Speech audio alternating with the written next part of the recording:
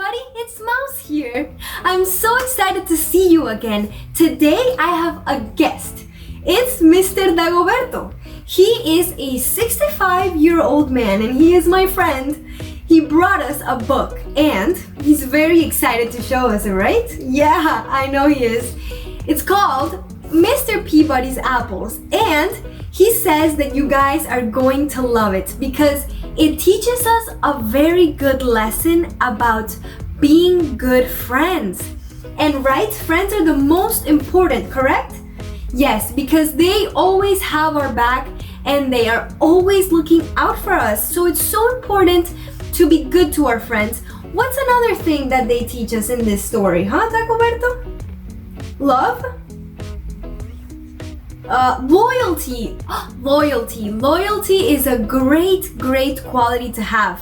When you're a loyal friend, that means your friends can count on you. And it's so important because if you don't have loyalty, your friends won't be able to count on you. So you have to be a loyal and honest friend, and you will have long-lasting friendships. Right, Mr. Dagoberto? Yes. Are you excited, Mr. Dagoberto? Yeah, me too. Okay, let's do this. All right.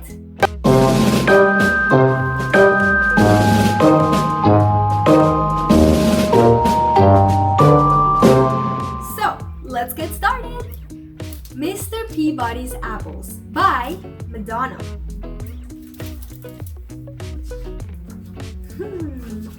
This sounds like it's gonna be a very exciting story. Welcome to Happyville. In the town of Happyville, which wasn't a very big town, Mr. Peabody was congratulating his Little League team on a great game. They had not won, but no one really cared because they had such a good time playing. Mr. Peabody was the history teacher at the local elementary school, and in the summertime, he dedicated every Saturday to organizing baseball games with other schools. Billy Little, who wasn't a very big boy, was one of Mr. Peabody's students. He loved baseball more than anything, and he thought Mr. Peabody was the greatest. After each game, he would always stay to help pick up the bats and the balls. And then, when they were finished, Mr. Peabody would smile and say, "Thanks, Billy. Good job. I'll see you next Saturday." What a great teacher! Then, he would start his walk home along the main street of Happyville, which wasn't a very big street, waving hello to everyone he knew, and everyone would wave hello back. Along the way, he always passed Mr. Funkadeli's fruit market. Here, Mr. Peabody would stop and admire Mr. Funkadeli's fresh apples. He would pick out the shiniest apple and drop it in his bag and continue on his way.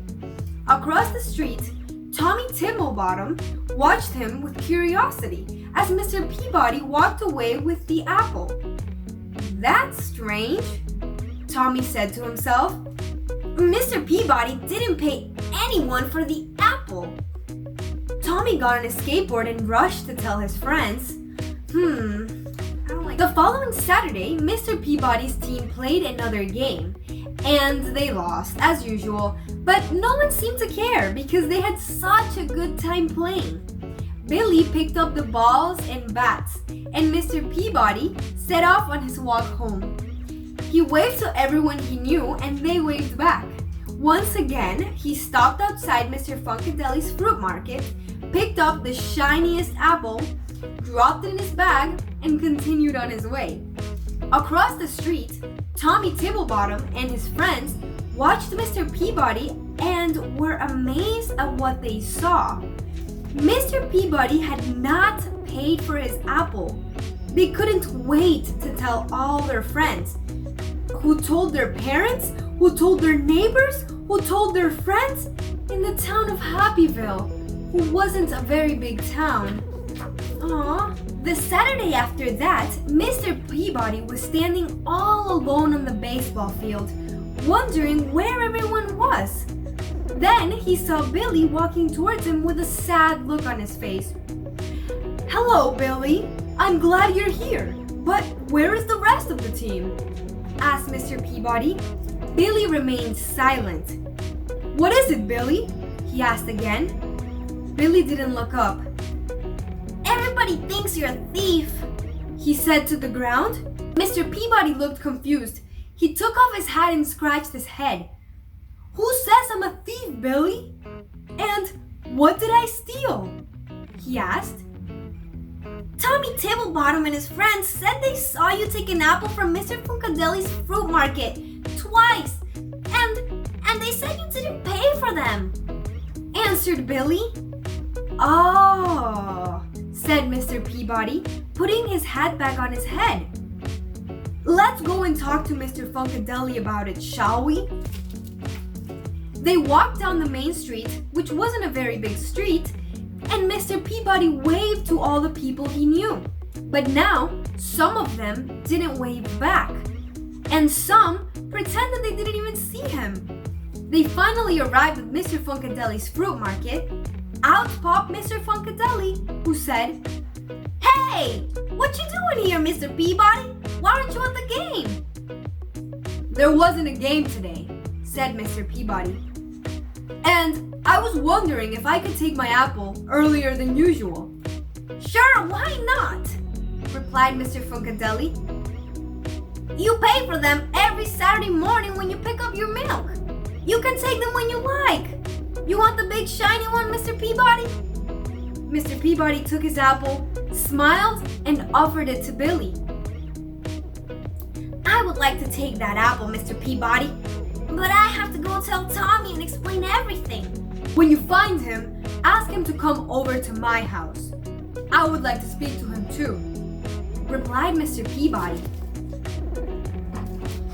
A little while later, Billy found Tommy and told him what had happened with the apples. He told Tommy that Mr. Peabody wanted to speak to him right away. So off Tommy ran. When he arrived, he rang the doorbell, and Mr. Peabody came to the door. They looked at each other for a while.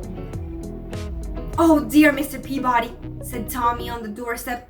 I didn't understand. I shouldn't have said what I said, but it looked like you hadn't paid for those apples." Mr. Peabody's eyebrows went up a little, and he felt a warm breeze across his face. "It doesn't matter what it looked like. What matters is the truth." Tommy looked down at his shoes and said, "I'm so sorry. What can I do to make things better now?" Mr. Peabody took a deep breath, looked at a small cloud that was in the sky, and said, "I'll tell you what, Tommy, meet me at the baseball diamond in an hour, and bring a pillow stuffed with feathers." "Okay," said Tommy, and ran off to his house to get the pillow. An hour later, Tommy met Mr. Peabody on the pitcher's mound. "Hello, Tommy," said Mr. Peabody. "Follow me and bring your pillow." Tommy followed Mr. Peabody to the top of the bleachers, wondering what this all was about. "It's a windy day, isn't it?" asked Mr. Peabody. When they reached the top, Tommy nodded his head in agreement. "Here's a pair of scissors. Now cut the pillow in half and shake the feathers out."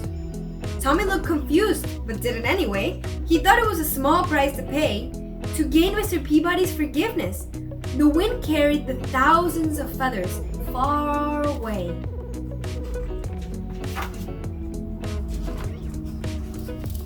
Tommy looked relieved and said, "That's all I have to do to make things better?" "There's one more thing," said Mr. Peabody. "Now you must go pick up all the feathers." Tommy frowned. "I don't think that's possible to pick up all the feathers," Tommy replied.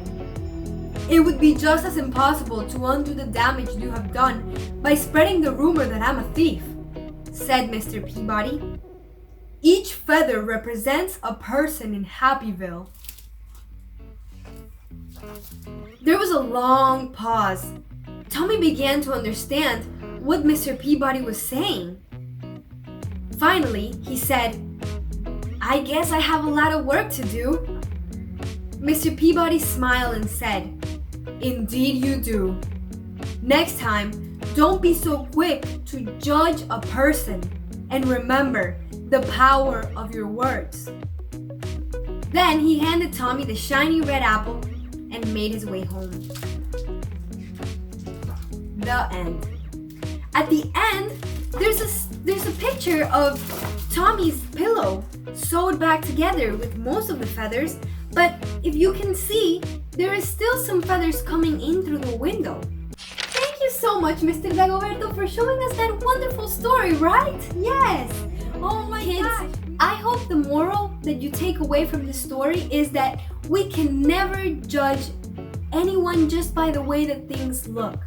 We should always get to know a person or understand the situation before we are quick to judge, correct? Yes, and spreading rumors is not good. Not good. We should never say things about other people that are not true, ever. We had so much fun with you today. Thank you so much for sticking around and reading Mr. Peabody's apples with us. We'll see you next time. Bye!